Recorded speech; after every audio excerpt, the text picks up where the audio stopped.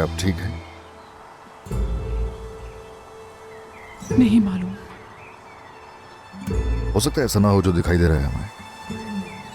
ये जानने का एक ही तरीका है। मेरी बात माने तो मैं आपसे यही कहूंगा कि चलते हैं, छोड़िए। मैं खुद ही देख लूंगी हारून साहब। आपका बहुत शुक्रिया। रुकिए, प्लीज एहतियात से मुझे मदद करने दें।